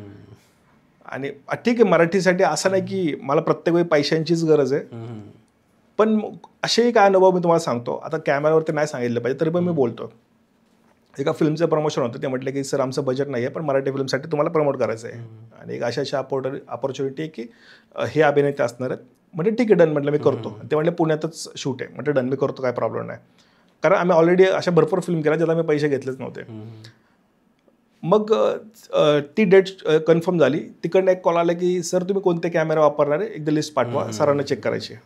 मी पाठवली, आणि तो मित्राचा कॅमेरा, मी त्याचं नाव पाठवलं, म्हटलं आपल्या इज्जत नको जायला, आपण फोनने शूट करतोय, तर मी पाठवलं. दुसऱ्या दिवशी 8 वाजता त्यांचा कॉल आला की ऐका ना सर मुंबईतच थांबणार आहेत, तुम्ही मुंबईत येऊन जा. मी म्हटलं अरे मी का खर्च करू कारण नसताना, तुम्ही थोडा तरी सपोर्ट करा ना, मी तुम्हाला करतोय ना, तुम्ही थोडा तरी करा. मला इथून मुंबईला जाऊन येणं म्हणजे 4-5 हजारांची गोष्ट आहे. मग हे सगळं कन्सिडर करता असं आता वाटतं की माझं जेवढं खर्च होतं की पण तेवढं तरी द्या, मी तुमच्यासाठी वेळ काढतो, स्क्रिप्ट लिहितो, माझ्या अकाउंट्सला टाकतो, मी स्टोरीज करतो, मी सगळं करतो, तुम्ही ते द्या. तर तेही नाही होते. आता कदाचित बाकी क्रिएटरला इरिटेट झालं असेल, पण फिल्मवाल्यांना नाही होणार, कारण त्यांच्या नजरेत ते बरोबर, आमच्या नजरेत आम्ही बरोबर आहे. सो असे काही अनुभव आले. काही सिरियल्स प्रमोट करताना पण सेम झालं की इथून आम्ही नाशिकला जातोय आमच्या खर्चानं, तिथं जातोय आम्ही, सकाळी 8 वाजता पोहोचलो, त्यांनी सांगितलं की 12 वाजता तुमचं शूट आहे. म्हटलं ठीक आहे, पोहोचतो, थांबतो. आम्ही 12पर्यंत थांबलो. ॲक्टर विसरले म्हणे तुमचं प्रमोशन आहे आज, तर तुम्ही 8 वाजेपर्यंत थांबा, सर मुंबईत निघालेत, पोहोचतील. आम्हाला एक चांगलं काय वाटलं की आपल्यासाठी ते निघालेत. त्यांनी 4 वाजता कॉल केला की अरे उद्या करूया का शूट. अरे मग थोडं तरी सिरियसली घ्या ना आम्हाला. सो आमची पूर्ण नाशिक ट्रिप फेल झाली. राहण्याचा, जाण्याचा, येण्याचा खर्च सगळं आमचा, सगळा मनस्ताप. आणि ते स्टुडिओ अशा ठिकाणी की त्याच्या आसपास साधं हॉटेल पण नव्हतं. आणि आम्ही ज्या दिवशी गेलो कदाचित त्या दिवशी शूट नसेल तर तिथं खायची प्यायची काही सोय नाही. जवळपास 9-10 तास आम्ही उपाशी होतो. सो हे अनुभव घेतले. चांगले अनुभव पण असं नाही की सगळेच वाईट होते, पण मी हे बेसिक अनुभव सांगतो. यामुळे अशी इच्छा आहे की तुम्ही आम्हाला किमान तो खर्च द्या जो आमचा होतोय किंवा आमची वेळेची तरी व्हॅल्यू द्या. आम्ही 100% काम करतो. आमची स्वतःची इच्छा आहे की मराठी फिल्म पुढे गेली पाहिजे. कारण आज मराठी सिनेमा पुढे गेला, मराठी क्रिएटर्स पुढे सरकतील, आमच्यातल्या 4-2 लोकांना कामं मिळतील, मराठी भाषा ग्रो होते, मार्केट ग्रो होतं, ब्रँड येतात, पैसा वाढतो. जसं साऊथमध्ये झालंय. जितकं फिल्मचं मार्केट मोठं ना तेवढं राज्याची व्हॅल्यू वाढते. म्हणजे ज्यानंतर कांतारा रिलीज झाला पहिला किंवा KGF रिलीज झाला तेव्हा आपल्याला कन्नड फिल्मची व्हॅल्यू कळाली. आपल्याला कळाले की अरे किती भारी लोक आहेत ती. त्या भाषेची व्हॅल्यू वाढली अचानक. पंजाबी गाणे ज्यावेळी पंजाबी रॅप्स आले, गाणे आले, आज आपण पंजाबी भाषेची व्हॅल्यू करतो. आपल्या प्रत्येकाच्या मोबाईलमध्ये गाणे आहेत पंजाबी. हे मराठीचं दाखवा बरं मला की एखादा केरळचा माणूस मराठी गाणं ऐकत बसलं, कोण नाही ऐकत. असं नाही की मराठी गाणे खराब आहेत, पण ती तशी पोचत नाही, ती त्या ग्रँड लेवलला आहेत. म्हणून आमची इच्छा आहे की फिल्म मोठ्या झाली, जेवढ्या फिल्म मोठ्या होतील ना तेवढा पैसा आमच्या खिशात येईल. आपल्या सगळ्यांना त्याचा फायदा होणार आहे, तेवढी भाषा मोठी होईल. उद्या जर का मराठी भाषेची डिमांड मार्केटमध्ये वाढते ना की ब्रँडची इच्छा आहे सॅमसंगची की मराठीमध्ये कॉन्टेंट करा, 2 पैसे आम्हालाच येणार. फिल्मवाले असे वागले, कमर्शियल इश्यूज, त्यांचं मॅनेजमेंट, त्यांनी कंटेंट क्रिएटरला काय समजणं, हे मोठं ट्रायप आता कधीच सॉल्व्ह होणार माहिती नाही. कारण मध्यंतरी प्रसाद ओक यांनी पण एक स्टेटमेंट केलं होतं की कंटेंट क्रिएटर जे आहेत समजा ते काही ऍक्टर्स नसतात, ते फक्त 30 सेकंदात 1.5 मिनिट तेवढ्या पुरतच ते असतं. त्याच्याबद्दल काय मत आहे तुमचं? बहुतेक तुम्ही फेसबुकवर पण त्याबद्दल पोस्ट होतील की नाही? हां, मी इन्स्टाला कमेंट केली होती त्यावरती. असतील ते बरोबर, प्रत्येकाला तसंच वाटतं. आता जो प्लंबर 20 वर्ष पाईप लावतोय त्याच्यानं जर मी प्लंबर नसणं खूप स्वाभाविक आहे. ॲक्च्युली हे कंपॅरिझन नाही होऊ शकत, पण ज्या माणसाने 15-20 वर्ष घालवलेत त्याला नवीन माणूस ती गोष्ट करू शकतो हा विश्वास बसतो, ऑफकोर्स स्वाभाविक. पण यात काय होतं ना की जसं ॲक्टर आहे तो प्रॅक्टिस करतो, तो रियाज करतो, तो रिहर्सल करतो, रंगीत तालमे असतात, तो थिएटरवरती ॲक्टिंग करतो आणि तो प्रगल्भ बनतो. रील स्टारमध्ये काय ना किंवा युट्यूबरमध्ये काय ना टाईप्स आहेत खूप. एखादा स्किट करतोय त्याने पण 500 व्हिडिओ टाकले, त्याने पण 500 वेळा ॲक्टिंग केली, 500 वेळा प्रॅक्टिस केली, तोही तितका प्रो कदाचित असेल. मी हे म्हणत नाही की जो स्लो मोशनमध्ये चालतो तो त्या लेवलचा आहे किंवा जो गाडीच्या शेजारी राहून आपलं मोटिवेशन टाकतो तो. मी म्हणत नाही की हा फरक आहे ना दोन्हीमध्ये. पण या प्लॅटफॉर्मचा फायदा काय झाला की जो माणूस ॲक्टर आहे आणि त्याला संधी नाही मिळाली तो आलाच की पुढे. मग सो हा फरक मला जे प्रसादोकांनी एकदा समजायला पाहिजे की तुम्ही एक फिल्म करताय ना तर तुम्ही किती अपॉर्च्युनिटी 4-5 लोकांना देणार, बाकी 95 लोकांचं काय, ज्यांना ॲक्टिंग येते, ज्यांना शिकायची आहे, ज्यांना थोडंसं पुढे जायचं, जे दिसायला चांगले आहेत, काही असेल त्यांच्यासाठी हे प्लॅटफॉर्म म्हणजे संधीच आहे ना. कदाचित ते तेवढं चांगलं ॲक्टर नाही आहेत, नशीब कोणाचं माहिती नाही कोण कसं काम करेल.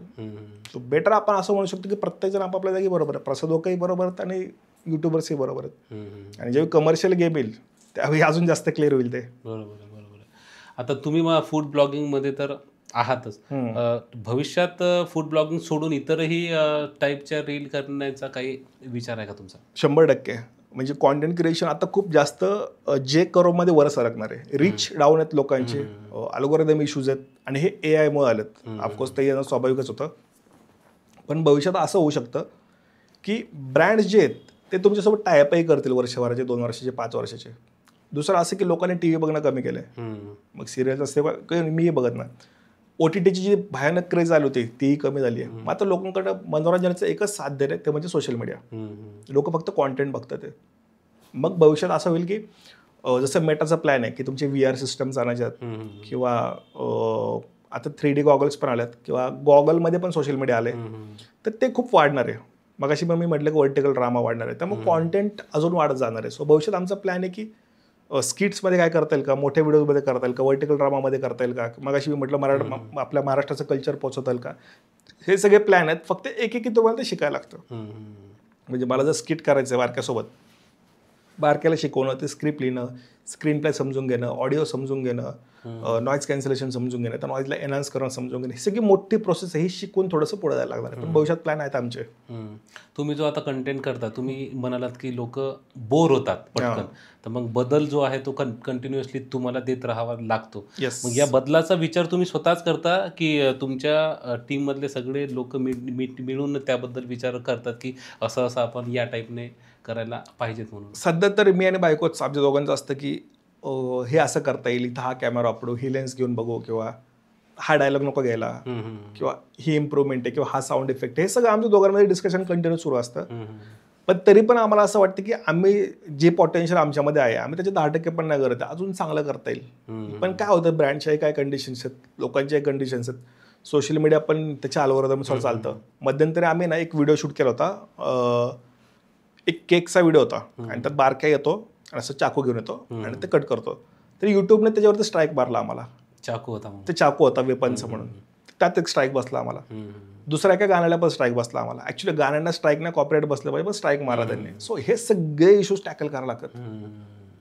आता मध्ये एक डिओची हे आलं आम्हाला प्रमोशन, चांगलं मोठं ब्रँड आहे, पण त्यांचं शर्टलेस व्हिडिओ पाहिजे होता. म्हटलं परत टाकणार, परत एक स्ट्राईक पडेल, संपलं युट्यूब.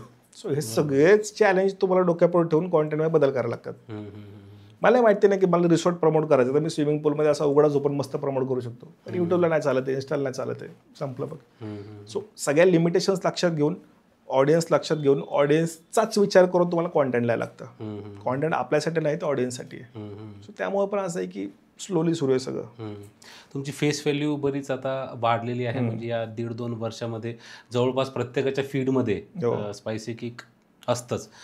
तर प्रसिद्धीचा काही तोटा तुम्हाला वैयक्तिकरित्या वाटतो? नाही, मला तर वाटतं आपण याच्यासाठी जर 8 तास केलता तर हेच आउटपुट आहे. याच्यासाठीच आपण सगळं केलं की 4 लोकांनी मला ओळखावं. आणि माझा अनुभव आहे की मी आत्तापर्यंत, म्हणजे जेव्हा मी सोशल मीडिया नव्हतं सुरू केलं, मला असं सेलिब्रिटीज किंवा रील स्टार असलं मला खूप भारी वाटायचं. मला तो दिवस भारी जायचा माझा. म्हणजे मी एकदा स्वप्नील जोशी सरांना बघितलं, मला भारी वाटलेलं. आम्ही एका फिल्मचं पण प्रमोशन केलं होतं, त्यात प्रियदर्शन वगैरे सगळे आले होते, मकरंद अनासपुरे. मला त्यांना बघून खूप भारी वाटलं. किंवा मी डॅनियलला भेटलो तेव्हा पण मला पहिल्यांदा भारी वाटलेलं. मला वाटतं लोकांना जर आपल्याकडे कोण चांगलं वाटतं, 1 मिनिटं का वाटेना, तर मग आपण त्याला तोटा नाही म्हटलं पाहिजे. म्हणून मी मास्क घालायचं बंद केलंय. आता आम्ही सगळीकडे जातो, जे पण जसं पहिलं करायचं सेम तसं करायचं. फक्त असं आहे की थोडंसं तुम्हाला टापटेप राहायला लागतं. पहिल्यासारखं असं नाही तुम्ही दानाचे पिशे घेऊन निघाले, असं नाही. थोडंसं तुम्हाला ते जपून राहायला लागतं, कारण लोक लपून फोटो काढतात. हे खूप वेळा झालं असं, आणि त्यांनी टॅग केलेलं आहे. मग त्याने पण थोडंसं तुम्हाला असं की टापटेप राहणं, व्यवस्थित राहणं, लोकांशी व्यवस्थित बोलणं. तुमचा मूड काय मॅटर करत नाही, पण एखादा माणूस तुम्हाला भेटायला आलाय, तुम्हाला त्याच्याशी चांगलंच बोलायला लागतं. दुसरं असं की प्रत्येकाला एक वेळ द्यायला लागते. तुम्ही चालायला गेला, एखादा माणूस तुम्हाला भेटला तर तुम्हाला त्याशी 10 मिनिटं बोलावंच लागतं. सो हे सगळ्या गोष्टी आहेत, आणि मला वाटतं यासाठीच जर आपण सगळं करतोय तर हे आउटपुट आहे. त्यामुळे आवडतंय, असं काय नाही. तुमच्या बारक्याला कधी आणणार आहात तुम्ही रील्समध्ये? हा मी म्हटलं की सोशल मीडिया स्पार्कचा गेम, ज्याला आवडतो तो येतो. आता आमची जॉईंट फॅमिली 10 माणसं घरात, पण आम्ही तिघच दिसतो सगळ्यांना, बाकीच्यांना नाही आवडत. आणि आमचा वारका पण तसंच आहे की त्याला कॅमेरा वगैरे तेवढा अजून इंटरेस्ट नाही, त्याला कळतही नाही म्हणा. पण लहान मुलांचं आपल्याला कळतं की हा करू शकतो, हा करू शकत नाही. सो बारक्या जेवढा ऍक्टिव्ह आहे तेवढा नाही येतो तो. पण असं मला वाटतं की असं बिहाइंड द सीनच असणार की हा ठीक आहे तुम्ही करा, मला मजा येते, असं असेल तो. तुमची फूड ब्लॉगिंग आणि तुमची स्टाईल बघून बऱ्याच जणांनी तुम्हाला कॉपी करण्याचा सुद्धा प्रयत्न केलेला आहे, परंतु सगळेच जण काही तेवढे सक्सेसफुल झाले नाही. तर एखाद्याला जेव्हा तुम्ही बघता की अरे म्हणजे सांगण्याची पद्धत, शूट करण्याची पद्धत ही आपली आहे, आपली कॉपी केलेली आहे, ते बघताना तुम्हाला काय वाटतं नेमकं? मला एकच वाटतं बरं का की पोट भरणं ही जगातली सगळ्यात मोठी समस्या आहे. आणि ती जर एखाद्याची सॉल्व्ह होतीये ना, तर माझी इच्छा की तू कर बाबा. तू ॲज इट इज वाक्य कॉपी केलं तर मला प्रॉब्लेम नाही. तुला त्यातनं फायदा होतोय, तुझ्या घरात 2 पैसे येतात, तू बिंदास कर. पण प्रॉब्लेम काय असतो ना अशा वेळी, मी एखाद्याला कॉपी करतोय ना तर ते लिमिटेशन असतं. मी नवीन नाही काय करू शकणार, मला तिथे थांबावं लागतं, किंवा मग त्याच्यावरती डिपेंड राहावं लागतं की त्याने काय केलं तर मला करता येईल. सो क्रिएटरला ॲडवाईस विचाराल तर स्वतःचं करा. जसं मला मराठी लिहायला आवडतं, मला मराठी भाषेमध्ये असं खेळायला आवडतं, मला तुम्ही कुठलाही शब्द सांगा, मी त्यात तुम्हाला कितीतरी व्हेरिएशन देईल. तर ती USP आहे. मग मी तसंच बोलतो. आता मी असं जसं नॉर्मली बोलते खूप स्पीडनं बोलतो, पण व्हॉइस ओव्हरमध्ये प्रॉपर फ्लक्च्युएशन, मॉड्युलेशन सगळं असतं. तुम्हाला जर ते आवडत असेल तर तुम्ही ते करा. पोटासाठी करतात अजून चांगलं आहे, 2 पैसे मिळतात, ते प्रसिद्धी मिळते, अजून चांगलं आहे. सो माझं म्हणणं आहे की फायदा होत असेल तर जमल तेवढ्याने करा, मला काहीच इश्यू नाही त्यावर. कंटेंट क्रिएशनमध्ये आता समजा फूड ब्लॉगिंगचा जर आपण विचार केला तर आता येणारे जर समजा हे असतील कंटेंट क्रिएटर की ज्यांना आता समजा इन्कम सोर्स म्हणूनच कंटेंट क्रिएशनकडे बघायचं आहे, तर किती स्कोप आहे त्याच्यामध्ये? स्कोप आहे, पण चॅलेंज पण तेवढेच आहेत. एक तर क्रिएटर्स खूप आहेत, दुसरं म्हणजे प्रत्येक ब्रँडची इच्छा आहे लहानात लहानपण की माझ्या ब्रँडचं नाव शाहरुख खानच्या छातीवरच लागलं पाहिजे. पुढचा माणूस स्ट्रॉंगच पाहिजे, चांगलाच पाहिजे, दिसायला चांगला पाहिजे, सगळंच भारी पाहिजे. ते ब्रँड किती लहान असेल, त्यांचं बजेट किती कमी असेल, मग सगळ्यात पहिलं चॅलेंज हेच, तुम्ही दिसायला चांगले पाहिजे. म्हणजे अशा गोष्टी कॅमेरा पुढे नाही बोलल्या पाहिजे, पण मी तुम्हाला क्लिअरिटी सांगतो जे मी स्वतः अनुभवलं की तुम्ही दिसायला चांगले पाहिजे तर तुम्हाला प्रोडक्ट मिळतील जे फेस किंवा हेअरचे आहेत ते. दुसरं असं, तुमचा कॅमेरा प्रेझेन्सवरून कॉन्फिडन्स खूप चांगला पाहिजे, तर ब्रँडला तुमच्यावरती विश्वास बसतो. तिसरं असं की कॉन्टेंटमध्ये स्ट्रॉंग. आता कॉन्टेंट असं झालं ना की तुम्ही काय लिहिताय ना हे पण लोक बघतात, लोक इतके स्मार्ट आहेत, त्यामुळे ते पाहिजे. ह्या सगळ्या गोष्टी जर का तुम्हाला शक्य होणार असतील, स्वतःला मेंटेन करणं, व्यवस्थित बोलणं, व्यवस्थित राहणं, चांगले जोक्स लिहिणं, कॉपी न करणं, तर मग 100% स्कोप खूप आहे. कारण जोपर्यंत इकॉनॉमी आहे तोपर्यंत ॲडव्हर्टाइजमेंटची गरज पडते, तोपर्यंत एंटरटेनमेंटची गरज पडते. आणि लोकांचं आहे ना, अन्न वस्त्र निवारा सोडून एंटरटेनमेंट ही गरज आहे आता. लोक स्ट्रेस, काही झालं ना आपण कॉन्टेंट बघतो, आपण झोपेत उठलं आपण कॉन्टेंट बघतो, आपण फिल्ममध्ये ॲड आली आपण कॉन्टेंट बघतो, आपण रांगेत थांबलो वेटिंगसाठी आपण ॲड बघतो, आपण हॉटेलला थांबलो आपण कंटिन्यू कॉन्टेंट बघतोय. मग त्यात जर एंटरटेनमेंट असेल तर मग तुम्हाला त्या हिशोबाने प्लॅन करायला लागणार स्वतःला. आणि तुम्हाला वाटतं की तुम्ही तो माणूस होऊ शकताय, जो माणूस फोन ओपन केल्यानंतर तुम्हाला 1 मिनिट बघू शकताय, तर तुम्हाला जबल आहे. तर तुम्ही स्वतःच्या दिसण्याकडे एकंदरीत त्याकडे कसं लक्ष देता? मी जसं म्हटलं की आमचं फॅमिली कॉन्टेंट आहे, आम्हाला खूप जास्त ब्युटी प्रोडक्ट्स किंवा कपडे वगैरे प्रमोट करायची गरज नाही पडत, त्यामुळे सध्या तर लक्ष नाही दिलेलं. पण ज्यावेळी भविष्यात आम्ही एखादी वेब सिरीज प्लॅन करू किंवा वर्टिकल ड्रामा प्लॅन करू किंवा ग्लॅमरस प्लॅन करू ना, तर कदाचित 3-4 महिन्यांची वेळ घेऊन मग तुमचं जिम असेल, वर्कआउट असेल, स्किन केअर असेल, हे सगळं फॉलो होईल. स्किन केअरमध्ये मी करतो, म्हणजे मी स्वतः तरी तेलकट कमी खातो, कारण गोड तेलकट खाल्यानं असं होतं की फक्त स्किन नाही, ओव्हरऑलच फरक पडतो. मग तुम्हाला आळस येणं असेल किंवा मग काम करायची इच्छा कमी होणं, झोपून राहू, सोशल मीडिया, हे सगळं होतं. त्यामुळे असं की थोडासा स्वच्छ डाएट हा एक प्रकार सुरू असतो. दुसरं असं की आता वय पण बघितलं पाहिजे. मी माझं वय 20-22 नाही आहे, मी जवळपास 35च्या आसपास आहे, त्यामुळे सगळंच लक्षात घेता चांगला डाएट असणं गरजेचं आहे. वॉकिंग गरजेचं आहे मला वाटतं. तुम्हाला काहीच जमत नसेल रोज चाललं पाहिजे, खूप फरक पडतो. फक्त चालल्यानेच फरक पडतो. सो भविष्यात जर असं काय वाटलं की ना आपलं गरज आहे, तर 6 महिन्यांचा एक गॅप घेऊन मग सगळंच फॉलो केलं जाईल असं वाटलं. सर, उद्या जर इंस्टाग्राम बंदच पडलं तर काय? खूप ऑप्शन्स आहेत. आता मी म्हटलं की कला माध्यमच असं आहे ना की जे प्लॅटफॉर्मवरती चालत नाही. मी किती वेळा लावणीचं उदाहरण दिलं की ती लावणी कुठून कुठपर्यंत पोचली आहे. मग ते फडाव गेले, पाराव गेले, बोर्डावरती गेले, तिथून सिनेमामध्ये गेले, सगळीकडे जाऊन फिरून ती परत स्टेजवरती आली. सो ते माध्यम राहतं, फक्त प्लॅटफॉर्म बदलतात. बघ कदाचित तुमचे आता इंस्टाग्राम नाही आहे, यूट्यूब असेल, यूट्यूब नाही आहे तर जसं चायनाचे स्वतःचे ॲप्स आहेत, शॉर्ट फिल्मचे त्यांचे ॲप्स आहेत, वर्टिकल ड्रामाचे ॲप्स आहेत, तसे ॲप येतील, प्रायव्हेट ॲप्स येतील. नेटफ्लिक्स पण त्यावरती काम करते. मी आत्ता न्यूज असली नेटफ्लिक्स किंवा ॲमेझॉन प्राईम स्वतःचं ते वर्टिकल एक हे काढतं. सो तेही सुरू असेल. किंवा मग भविष्यात असं अजिबात नाही होणार की लोक स्क्रीन बघायचंच बंद करतील, हे तर कधीच शक्य नाही. सो स्क्रीनवरती यायचं तर भरपूर माध्यम असणार आहेत. स्वतः फेसबुक खूप काही ट्राय करतंय. यूट्यूब पण एका ॲपवरती काम करत होतं. यूट्यूबचं एक आलं पण होतं ज्यात तुम्ही तुमच्या फिल्म्स रिलीज करू शकता, शॉर्ट फिल्म वगैरे. ते बंद झालं बहुतेक, यूट्यूब मूवीज नावाचं होतं तेही बंद. सो प्रत्येक ॲप ट्राय करते. आणि ही इकॉनॉमी आहे, इकोसिस्टम आहे. हे असं नाही की 4 पोरं मिळून टाइमपास करतात. यावरती कित्येक लोकांचं आयुष्य आहे, कित्येक लोकांचं पोट आहे, कित्येक लोकांना रोजगार आहे. आता आपण याचं पाहिलं नेपाळचं उदाहरण. सोशल मीडियावरती एवढं मोठं त्यांच्याकडे कांड झालं होतं, भारतीय संसद वगैरे झाली होती फक्त सोशल मीडियासाठी. बाकी कारण नव्हती, पण सोशल मीडिया पण एक कारण होतं. आता जुबिन गर्ग एक्सपायर झाले 4-5 दिवसांपूर्वी. करोडोंचा मोबाईल होता, का ते पसरलं सगळं सोशल मीडियावरती. सोशल मीडिया एक मोठा घटक झालाय. आता असं बोललं नाही पाहिजे, पण आताचं जे सरकार चालू आहे आपलं, त्यांनी पण सोशल मीडियावरती किती खर्च केला, त्यांनी किती मोठे प्रमोशन्स केले, कॅम्पेन केले, आणि ते चांगलं करतात, ते केलं पाहिजे. सो सोशल मीडिया आता इकॉनॉमीचा भाग झाला आहे. त्यामुळे इंस्टाग्राम नसेल तर अजून ठिकाणं ॲप येतीलच. आणि राहतो प्रश्न शेवटी कॉन्टेंट क्रिएशनचा. तर ज्या माणसाला फिल्ममध्ये काम मिळत नाही तो दुसरीकडे करतोच की, ते सुरूच राहील कंटिन्यू. इंस्टाग्रामवरचे फॉलोअर जर समजा आपल्याला वाढवायचे असतील तर स्पेसिफिक अल्गोरिदम फॉलो करताना कोणत्या कोणत्या गोष्टींकडे लक्ष दिलं पाहिजे? जसं की हाय क्वालिटी कंटेंट असेल, त्यानंतर कोणत्या वेळेला आपण रील अपलोड करतो, त्यासुद्धा गोष्टी मॅटर करतात का? सगळं मॅटर करतं. इंस्टाग्राम एकमेव असं प्लॅटफॉर्म जिथे लोक अनफॉलो करतात, अनसबस्क्राईब कोण करत नाही जाऊन एवढं शोधून सगळ्यांना. किंवा फेसबुकला पण खूप कमी लोक अनफॉलो करतात, पण इंस्टाग्राम एकमेव असं प्लॅटफॉर्म आहे की असं लोक स्टोरी बघतात, काय सालाला कधी मी फॉलो केलाय, जाऊन अनफॉलो करतात. हा एक मोठा इश्यू आहे, कारण तो स्टोरीजचा एक मोठा गेम असतो. दुसरं असं की इंस्टाग्राम खूप जास्त कन्झ्युम केलं जातं, त्यामुळे लोक इरिटेट, अरे याला कशाला फॉलो केलं मी, अनफॉलो. किंवा तुम्ही एखादं बोर कॉन्टेंट टाकलं तर अनफॉलो करतात लोक. त्यामुळे तो ताळमेळ जपणं खूप अवघड आहे. म्हणून म्हटलं की निश गरजेची आहे. दुसरं असं तुम्हाला जर फॉलोअर्स वाढवायचे असतील ना, एकमेव पर्याय कॉन्टेंट प्लॅनिंग, की पुढच्या 180 दिवसांमधून मी 50 व्हिडिओ टाकणार. या 50 व्हिडिओचे हे पर्पज आहेत, हा शेअरेबल आहे, क्लिकेबल आहे किंवा वॉचेबल आहे, यातल्या कुठल्या पॅरामीटरमध्ये तो फिट होतोय, 180 दिवसानंतरचा जो व्हिडिओ येतो त्या वेळेनुसार असाल का तेवढा रिलेव्हंट, हे सगळं तुम्हाला कॅल्क्युलेशन करून स्क्रिप्ट लिहायला लागतं. त्या स्क्रिप्टमध्ये मग तुम्हालाच कळतं की हां ही लाईन आहे की याच्यामुळे लोक शेअर करतील. शेअर्स, लाईक्स खूप जास्त मॅटर करतात, फेस व्हॅल्यू खूप मॅटर करते. फेस व्हॅल्यू असेल तर लोक तुम्हाला फॉलो करतात, नसेल तर कॉन्टेंट किती चांगला असू तर लोक फॉलो नाही करत. सो त्यामुळे हे पण आहे की जसं मागाशी म्हटलं, तुम्ही दिसायला थोडे बरं असाल ना, तर तुम्हाला तो एक प्लस पॉईंट असतो, +1, जो कदाचित आम्हाला काय मायनसमध्ये राहिला आहे. तुम्ही जर दिसायला चांगले असाल ना, तर लोक, मग ते जेंडर स्पेसिफिक असेल, एखादी चांगली मुलगी दिसायला आहे तर त्याचं 5 जोक पण चांगला वाटतो,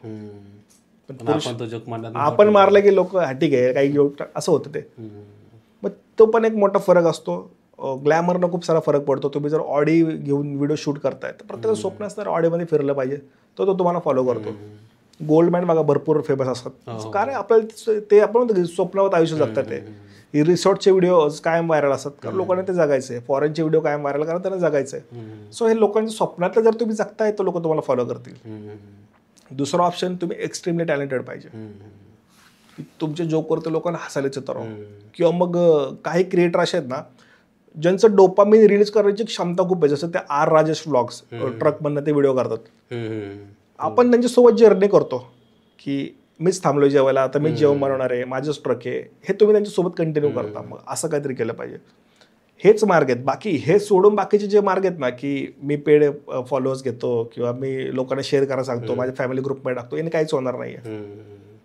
तुम्हाला तोच फॉलोअर पाहिजे, भले तुमच्याकडे 50च फॉलोअर असू द्या, पण त्यांनी तुमचे व्हिडिओ बघितले पाहिजे, तर तुम्ही ग्रो करणार. तुमच्याकडे 5 लाख फॉलोअर आहेत आणि तुम्हाला व्ह्यूज फक्त 10,000 येतात, काहीच अर्थ नाही त्याला. आता मी तुम्हाला काही शब्द देतो, त्याच्यावरून एक वाक्य जे तुम्हाला सुचतं ते तुम्ही सांगा आम्हाला. ओके. आयुष्य खूप लहान आहे, जास्त डोकं लावता जगलं पाहिजे.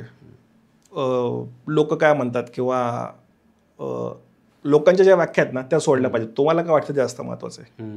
इंस्टाग्राम क्विक आहे, एक संधी आहे, मोठी अपॉर्च्युनिटी. माहिती नाही की कदाचित अंबानीची बायको इंस्टाग्राम बघत असेल तर तुम्ही तिला दिसाल. ही एक अशी लिंक आहे ना की जी तुम्हाला कुठेही पोहोचू शकते.